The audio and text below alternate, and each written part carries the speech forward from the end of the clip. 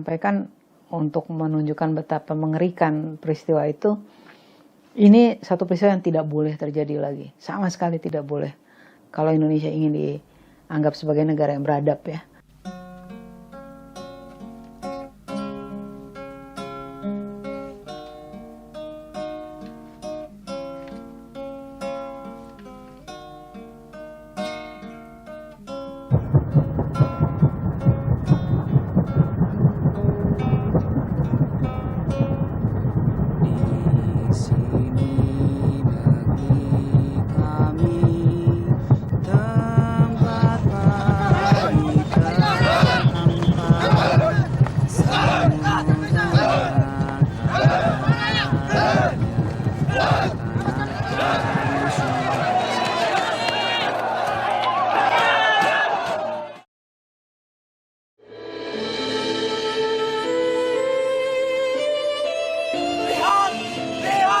Rakyatku, ini kami mahasiswa.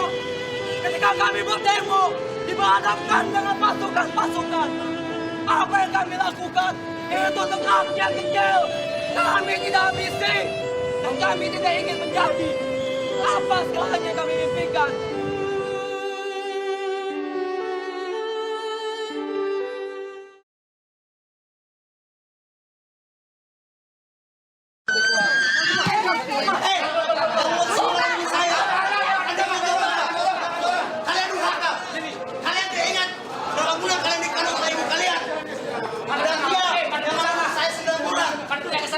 Kalian putus hubungan dengan saya. Kalian durhaka. Kalian akan dikutuk. Siapa yang menentang semua itu udah kalian?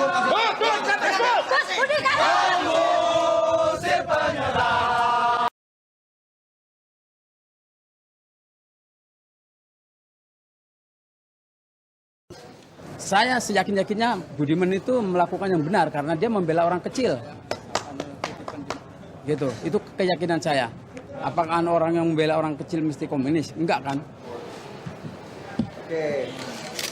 Lagi bud. Oke. Hidup demokrasi. Boykot pemilu. Boykot pemilu. Boykot pemilu.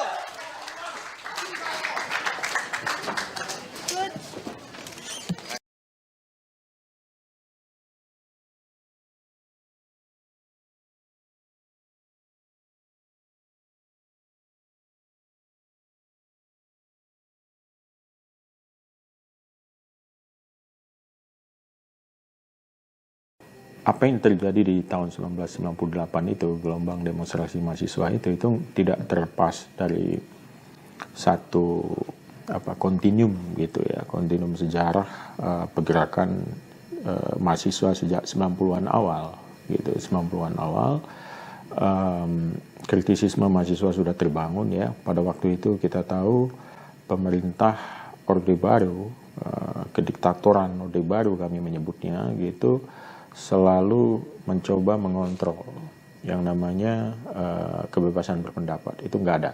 Jadi mengontrol pendapat publik, lalu suara kritis itu dibungkam, dan kampus itu hanya sebagai tempat orang belajar dan sama sekali buta politik. Sebelum Mei 98 sebetulnya sudah ada represi ya, di mana kita tidak boleh membaca buku-buku yang dilarang, misalnya buku-buku yang sifatnya dianggapnya komunis, dianggapnya atau bahkan dianggap Islam radikal banget gitu ya. Dulu karena saya dekat sama teman-teman HMI kan juga sangat suka baca buku-buku yang katanya kiri itu, tapi Islam kiri itu. Jadi saya waktu itu, teman saya jual buku di bawah bendera revolusi seharga 1 juta, kita semua rebutan, tapi pas kita mau beli ternyata itu dilarang dan diintai sama Menwa. Dan kalau kita ngumpul 3 orang aja itu dianggapnya sudah mau bikin makar. Jadi kita kalau mau diskusi soal politik kita biasanya lihat kiri kanan dulu terus juga buku yang tadi itu yang saya bilang disampul kalender dulu, baru kita bilang nih buku kuliah gitu, padahal isinya buku di bawah bendera revolusi. Bukunya juga dilarang waktu itu. Jadi kita sampul dengan sampul kalender yang gambar perempuan itu. Sudah mengetahui bahwa ini ada gonjang-ganjing gitu ya sejak krisis finansial, krismon ya. Agustus 1997. Nah, kemudian setelah itu terjadi beberapa kali perubahan kabinet gitu loh. Perubahan kabinetnya berkali-kali gitu, cepet gitu dari satu perubahan kabinet ke kabinet lain, karena saya kira kita semua tahu bahwa Presiden Soeharto tuh mencoba gitu ya, melakukan sesuatu karena keadaan ekonominya parah ya waktu itu ya. Dolar itu melejit sekali dan rupiahnya jatuh. Nah, tapi di saat itu juga kan sesuatu yang mungkin saya nggak tahu bilangnya positif, tapi silver liningnya adalah aktivis dan mahasiswa berani untuk melakukan demonstrasi di mana-mana. Dan demonstrasinya tuh betul-betul tidak hanya di Jakarta, tapi di berbagai kota-kota besar. Ya, sebenarnya peristiwa Trisakti dianggap sebagai pelanggaran HAM besar itu karena penembakan oleh para anggota Angkatan Bersenjata saat itu, ABRI, itu bukan lahir dari otonomi personal mereka di bawah gitu, melainkan karena pilihan kebijakan dari atas. Jadi prajurit-prajurit tentara, polisi, intelijen di bawah itu hanya menjalankan kebijakan atau pilihan politik dari pemerintahan yang berkuasa ketika itu, yang dikendalikan oleh Panglima ABRI gitu. Jadi bukan kriminal gitu. Dia bisa disebut sebagai kriminal sejauh menyangkut penghilangan nyawa ya, atau penggunaan senjata berpeluru tajam gitu, lalu mengakibatkan nyawa seseorang meninggal dunia, bisa disebut sebagai kriminal. Artinya peristiwa pidana atau kejahatan. Tapi bukan kejahatan biasa. Bukan kejahatan karena Sersan A, Sersan B, Kolonel A, Kolonel B tidak suka dengan misalnya Elang Mulya Lesmana gitu, lalu punya motif personal, entah itu dendam atau urusan ekonomi dan lain sebagainya gitu, atau tujuan kriminal lain, perampokan dan seterusnya, itu tidak ada hubungan itu gitu. Jadi itu hanya hubungan antara dua kategori besar kekuasaan negara dengan masyarakat, dalam hal ini diwakili oleh gerakan mahasiswa itu. Nah, negara memilih merepresi gerakan mahasiswa dengan ongkos apapun gitu. Bahasa pimpinan ABRI-nya ketika itu, ABRI akan mengambil tindakan apapun apabila mahasiswa keluar kampus. Nah, keluar kampus itu kan bukan sebuah kriminal gitu. Keluar kampus bisa dalam pengertian, ya kita keluar aja dari areal kampus, tapi tentu yang dimaksud adalah kalau demonstrasi keluar kampus. Nah, masalahnya di mana? Kalau mahasiswa keluar kampus berdemonstrasi untuk misalnya menyuarakan aspirasinya, itu kan tidak ada masalah sebenarnya. Secara hukum tidak masalah, secara konstitusi bahkan dijamin gitu.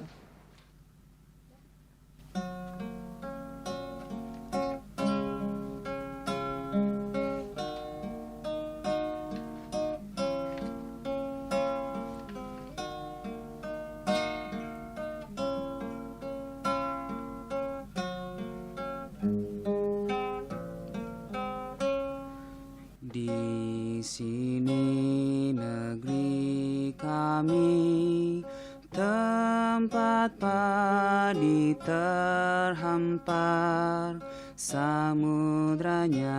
Pada tahun 98 awal itu, Soeharto melihat gerakan mahasiswa yang muncul, gerakan mahasiswa radikal yang muncul ini sudah berbahaya. Dia coba menyatukan gerakan ekstra parlementer dengan parlementer. Nah, kalau ini terjadi akan ada insureksi, akan ada pemberontakan massal yang akan menjatuhkan kediktatoran. Lalu dia buatlah satu rapat, dan rapat itu memutuskan bahwa gerakan mahasiswa radikal ini harus diamankan. Nah, diamankan itu ada yang diamankan untuk diinterogasi, ada yang diamankan secara permanen menurut Komnas HAM kemudian, gitu, yang melakukan penyelidikan terhadap mahasiswa-mahasiswa yang hilang, aktivis yang hilang. Nah, lalu bergeraklah setelah Soeharto mengusulkan itu, bergeraklah aparat-aparat keamanan ini, dibentuklah banyak tim. Ada tim Mawar, ada tim dari Kodam, ada tim dari Polri, semacam itu bergerak mencari yang namanya mahasiswa-mahasiswa yang masuk dalam daftar hitam itu. Nah, jadi terjadilah penculikan mahasiswa yang sebenarnya sudah terjadi sejak pemilu. Beberapa aktivis partai, misalnya yang berafiliasi dengan P3 atau PDI, itu ada yang diambil-ambil. Lalu di 98 gitu juga, sejumlah aktivis seperti almarhum Haryanto Taslam ya, itu juga diculik. Lalu hilang 2 aktivis, Desmond dengan Pius. Itu hilang. Desmond di Jakarta, Pius di Bandung. Itu diculik. Nah, berita itu 1 pekan kemudian kita ketahui, yang membuat kita semakin merapikan struktur bawah tanah kita gitu, supaya kita bisa bergerak lebih aman gitu. Nah, tapi rupanya aparat ini jauh lebih canggih, dalam artian mereka menurunkan betul-betul semua kekuatannya untuk mengubur, karena sudah perintah presiden gitu kan, mengubur ini. Nah, akhirnya beberapa kawan ditangkap, diculik di rumahnya gitu. Pada tanggal 12 itu ada Faisal Riza, Jati, Rahel Jawali Jati dengan Herman Hendrawan itu diculik. Tanggal 13 Maret itu saya, Mugianto dengan Aan itu kena. Lalu beberapa minggu kemudian Andi Arief kena di Lampung gitu. Nah, tapi sebelum itu juga ternyata sudah ada beberapa yang lain yang sudah ditangkap-tangkap gitu.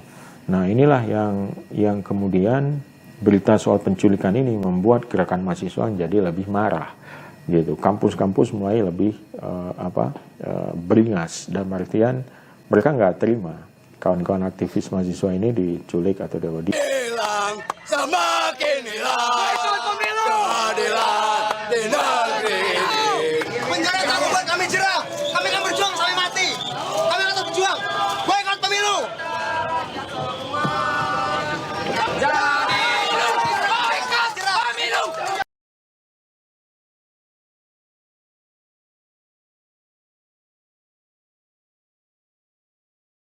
Saya Bayan Siahaan, orang tua dari Ucok Munandar Siahaan, salah satu korban penghilangan paksa tahun 97-98. Ucok Munandar seorang mahasiswa dari STI Perbanas. Waktu dia hilangnya, dia adalah semester 6. Sudah selama hampir 21 tahun ya, 21 tahun, tapi belum ada penjelasan dari pemerintah mengenai keberadaannya. Meskipun kami telah berusaha untuk mencari informasi dan sejak dia hilang itu kami telah berupaya untuk melaporkan kepada yang berwajib, yang berwenang, dan semuanya telah kami lakukan untuk mengetahui keberadaannya, tapi sampai hari ini belum ada informasi yang jelas apakah dia masih hidup atau mati. Saya hanya ingin mengatakan bahwa anggapan bahwa negara tidak terlibat itu tidak benar sama sekali. Dan temuan-temuan dari tim gabungan pencari fakta yang mengatakan bahwa menurut tim relawan kemanusiaan ada 1.188 orang meninggal dalam waktu hanya 5 hari di Jakarta. 1.188 orang meninggal dalam waktu hanya 4-5 hari di Jakarta.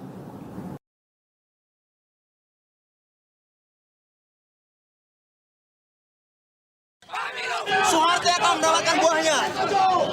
Rakyat sudah pintar. Rakyat sudah pintar, rakyat sudah kritis.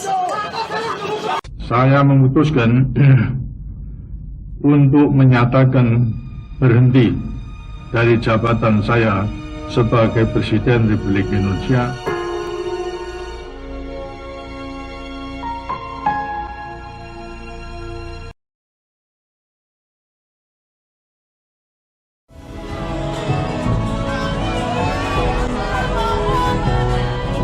Pasangan calon presiden dan wakil presiden terpilih Joko Widodo dan PKB.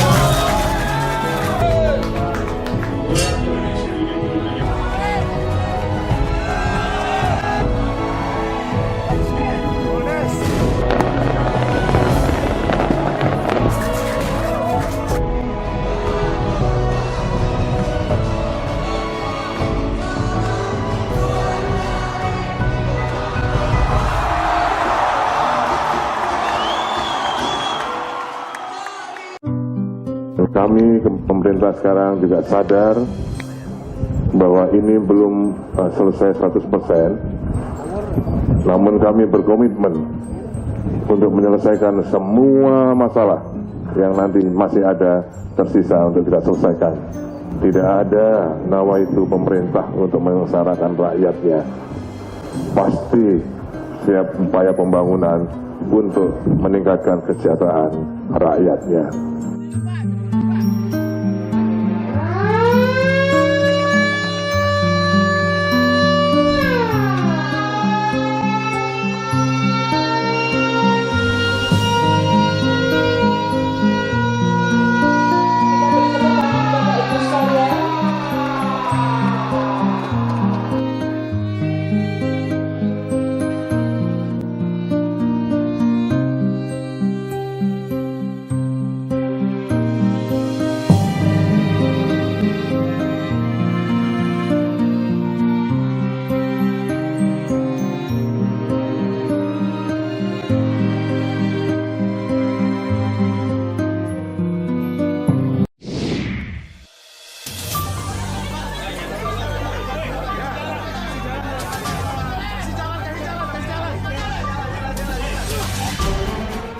Kerap disebut, tapi tak satu pun terjerat. Bapak dikatakan politisi licin. Bapak merasa seperti itu? Enggak lah, ini kan semua koridornya hukum.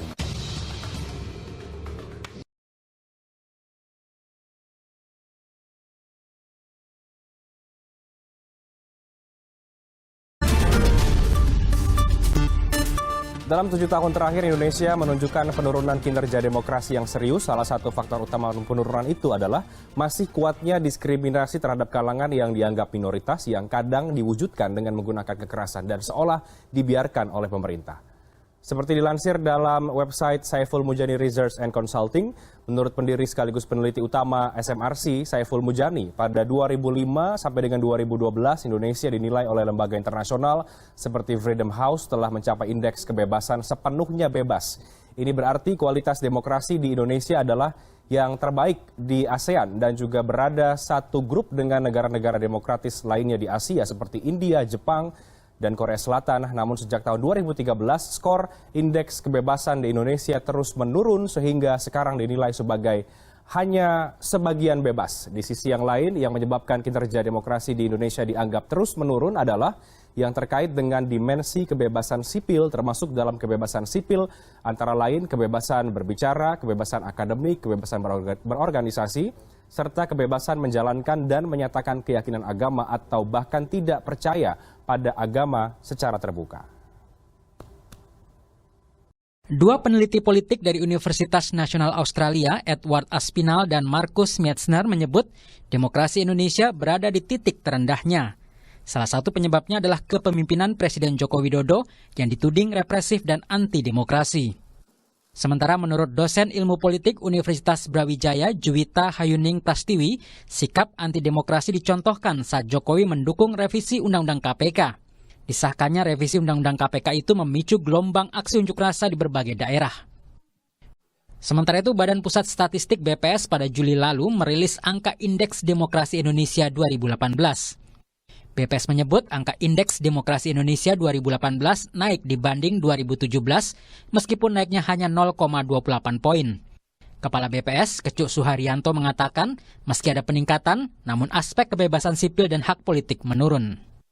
Ancaman penggunaan kekerasan oleh masyarakat yang menghambat kebebasan berkumpul dan berserikat dan juga kebebasan berpendapat.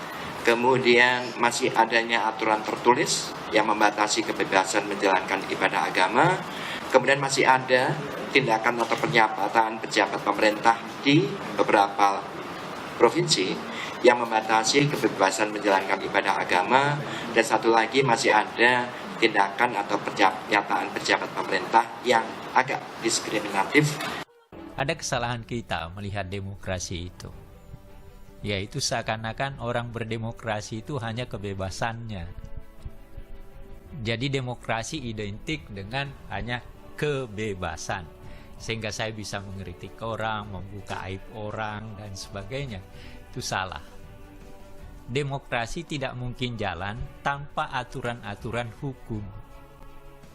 Nah, celakanya di kita ini kan tidak ada aturan hukum yang kita tidak injak-injak. Kelemahan kita dalam berdemokrasi di situ.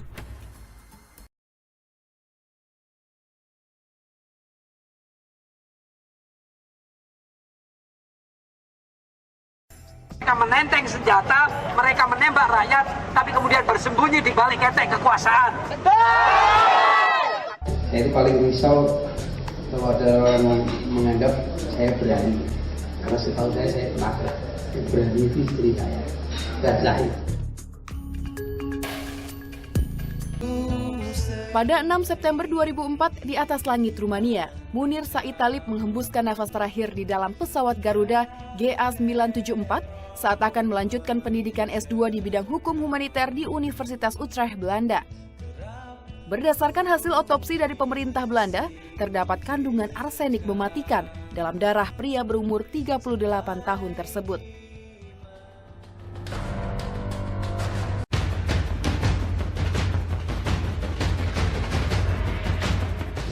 Saya ingin menunjukkan saudara pada Anda, ini adalah beton dan semenan yang terkena asam kuat atau air keras yang dilemparkan atau disiram ke wajah novel. Anda bisa melihat, masih berwarna putih ini, menyisakan noda berwarna putih akibat air keras yang disiramkan ke wajah Novel Baswedan.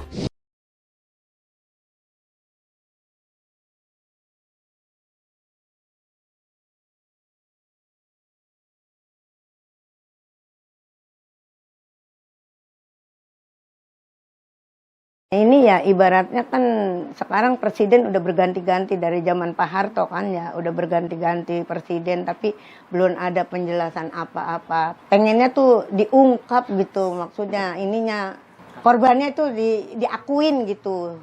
Selama ini kan Mei 98 kan nggak diakuin. Iya, katanya bukan korban, itu mah katanya kejadian sendiri gitu. Nah, kejadian sendiri udah jelas-jelas anak preman yang ini, preman bayaran.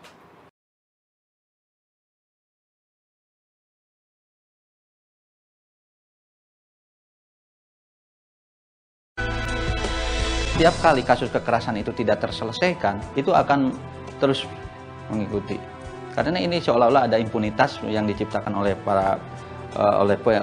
oleh penegak hukum dalam melindungi terhadap para pelaku.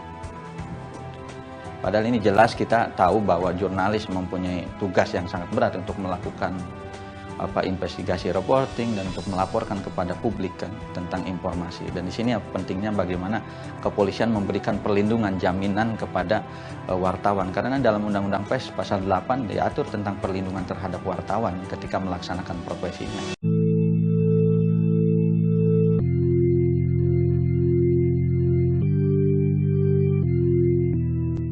Dan ada satu kematian seorang rekan yang masih misteri sampai sekarang, masih terus diinvestigasi, yaitu Aridiansa yang meninggal di Papua.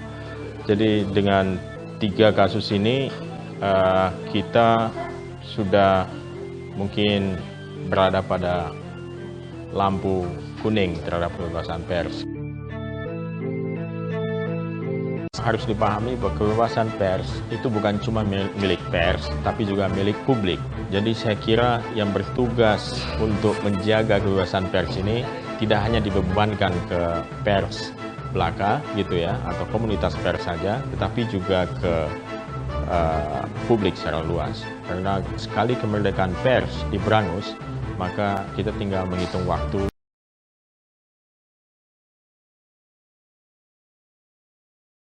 Namun sejumlah catatan mengiringi jalannya 5 tahun pemerintahan Jokowi. Salah satunya soal penegakan hukum yang dianggap berapor merah.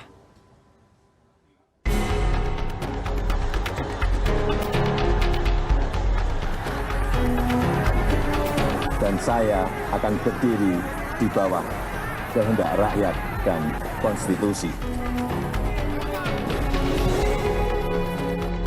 Riuh redam aksi rakyat menyuarakan aspirasinya menolak sejumlah produk hukum kontroversial menjadi penutup pahit periode pertama pemerintahan Presiden Joko Widodo. Darah tertumpah, tangis menyeruak mengisyaratkan lelahnya rakyat bersuara. Penegakan hukum menjadi catatan terburuk yang dimiliki pemerintahan Kabinet Kerja. Penegakan hukum dalam bidang pemberantasan korupsi dan hak asasi manusia menjadi dua ranah yang dianggap terburuk. Tapi di bidang penegakan hukum, justru ini menjadi keprihatinan saya yang paling utama. Saya rasa Presiden Jokowi walaupun tidak gagal total, tapi nilainya masih jauh dari sempurna. Mungkin masih C-. Korupsi masih membelit aparat penegak hukum. KPK sebagai leading sektor di bidang pemberantasan korupsi masih diganggu dan belum terlindungi dengan baik. Kalaupun ada masalah di seputar KPK, Presiden harusnya menyelesaikannya secara baik dengan menjamin bahwa rekrutmen komisioner KPK itu adalah orang-orang terbaik yang direkrut. Tapi yang saya lihat tidak begitu. 2 kali pansel yang dibentuk Presiden Jokowi menunjukkan bahwa Presiden sangat berkompromi dan bahkan sudah terintervensi.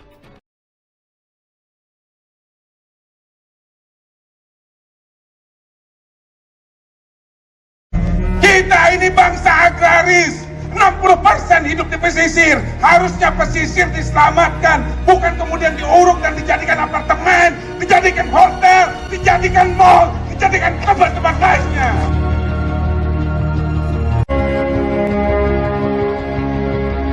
Saya tidak pernah habis pikir. Ini terjadi di negara yang menyatakan dirinya sebagai negara agraris, yang menyatakan nenek moyangnya sebagai pelaut.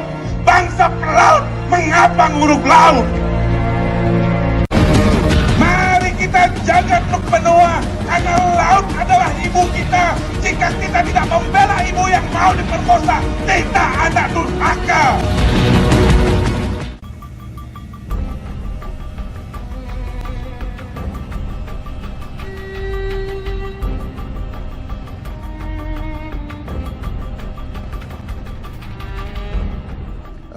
Siapapun nanti kita harus lebih galak lagi untuk mengejar pelanggar-pelanggar pencemaran lingkungan hidup.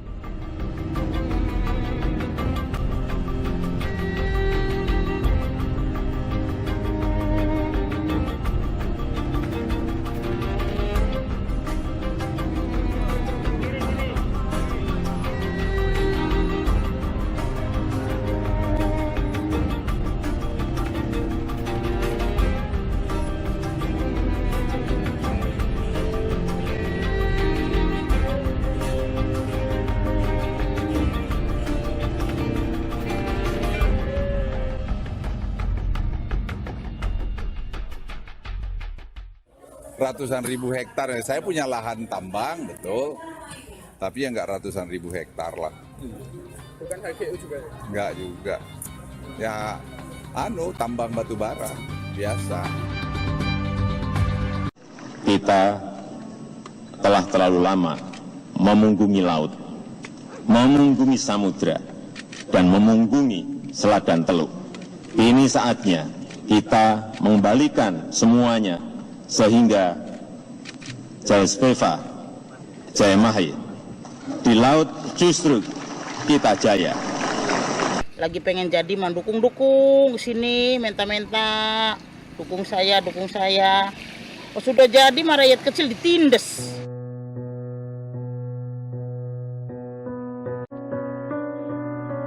Karena menurut saya Muarang itu jantungnya nelayan.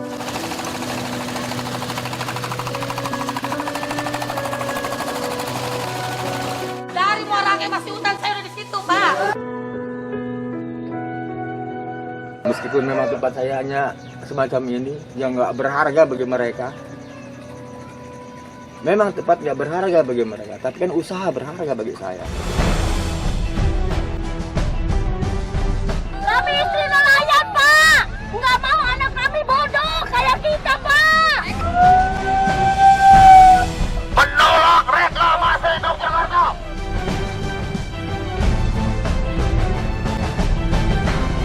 Maka Jakarta akan mati.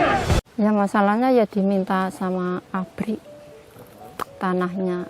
Tapi ya nggak boleh kalau diminta. Nggak boleh, nanti saya penghasilan aja nggak ada. Nah, di situ ada pagar paksa. Jadi TNI bikin pagar dan maksa itu tanpa dia membuktikan, dia tanpa mempunyai bukti untuk memagar tanah tersebut yang diklaim TNI. Padahal masyarakat di situ ada sebagian yang memiliki sertifikat, juga di administrasi pemerintahan desa ada letter C seperti itu loh. Karena kita bagaikan anak ayam dibuang di tengah hutan tanpa pembinaan. Yang ada bukannya dibina, tapi dibinasakan. Pertanyaan saya, pertanyaan kami sebagai warga transmigrasi, kepada siapa mengadu? Kalau pegawai jelas gajinya.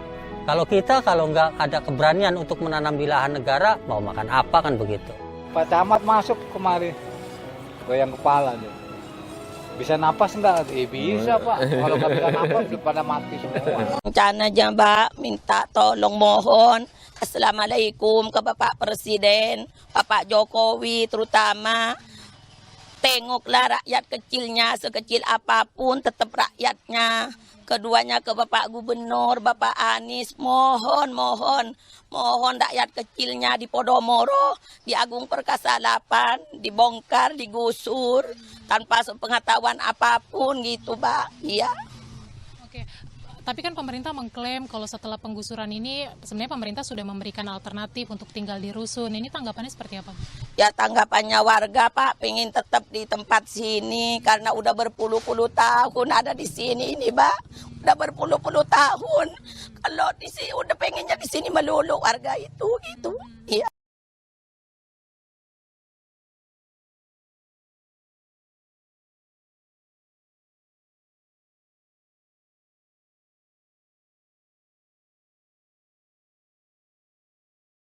Sementara itu, Direktur Eksekutif Lokataru Foundation, Haris Azhar, menyatakan selain memiliki cacat hukum karena kurang transparan dalam penyusunannya, RUU Omnibus Law Cipta Kerja belum memiliki unsur urgensi untuk segera dibahas.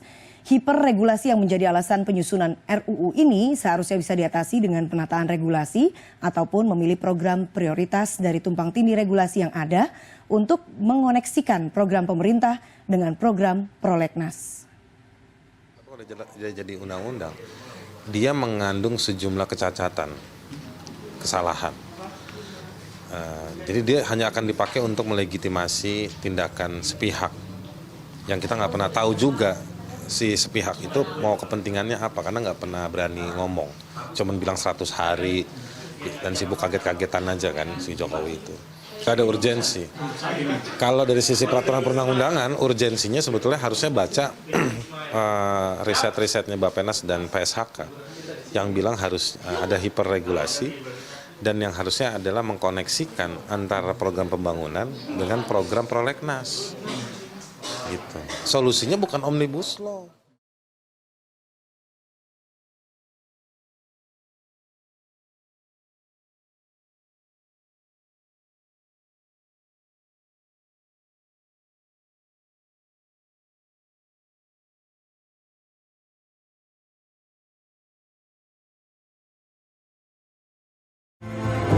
Kami Barisan Masyarakat Indonesia bersatu dengan kawan-kawan mahasiswa menyatakan bahwa kita ajukan mosi tidak percaya kepada DPR MPR RI. Kita bangun alat politik kita sendiri. Mereka menolak mengesahkan undang-undang yang dibutuhkan rakyat. Tetapi dalam waktu singkat mereka akan mengesahkan undang-undang yang menguntungkan mereka, yang menguntungkan kroninya, yang menguntungkan oligarki. Kalian adalah wakil rakyat yang haruskan datang kemari.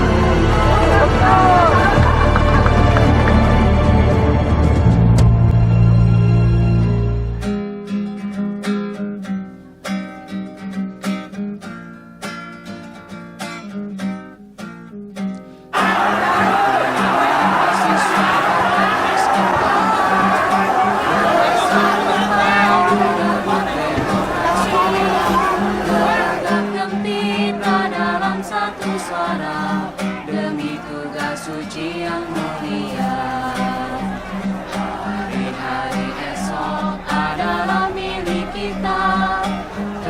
terciptanya masyarakat sejahtera, terbentuknya tatanan masyarakat Indonesia baru tanpa orba. Marilah kawan, mari kita kabarkan, di tangan kita tergenggam arah bangsa.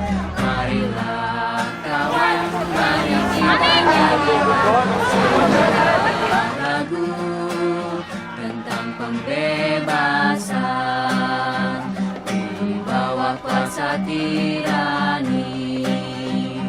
Ku susuri garis jalan ini, berjuta kali turun aksi, bagiku satu langkah pasti.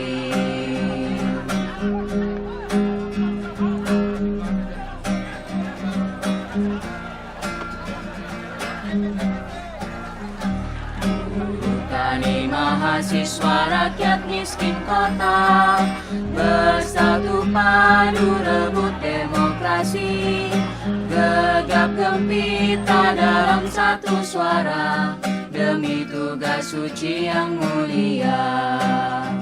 Hari-hari esok adalah milik kita, terciptanya masyarakat sejahtera, terbentuknya tatanan masyarakat Indonesia baru tanpa orba. Marilah kawan, mari kita kabarkan, di tangan kita tergenggam arah bangsa. Marilah kawan, mari kita nyanyikan sebuah lagu tentang pembebasan di bawah kuasa tirani. Ku susuri garis jalan ini, berjuta kali turun aksi, bagiku satu langkah pasti. Berjuta kali turun aksi, bagiku satu langkah pasti. Bagiku satu langkah pasti.